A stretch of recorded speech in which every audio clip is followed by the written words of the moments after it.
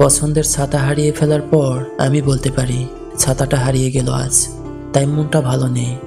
Mobile চুরি হয়ে গেলে বাজার মুখ দেখে কেউ জিজ্ঞাসা করলে সহজেই বলে দেই মোবাইলটা হারিয়ে ফেলেছি, খুব মন খারাপ।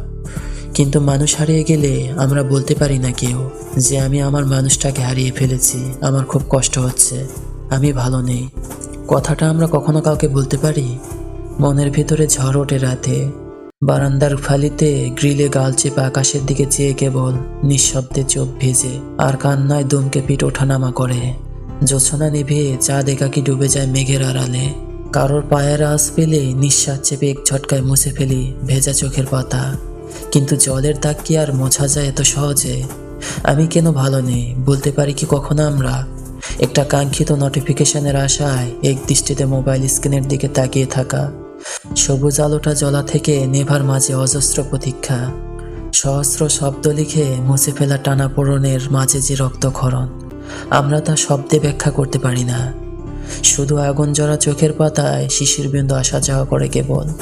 অবহেলা, অপমান, তাচ্ছিল্য, এসবের মন খারাপ আমরা দেখাতে পারি না কাউকে।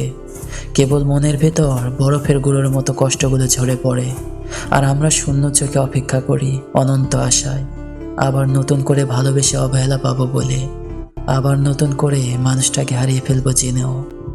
ধন্যবাদ।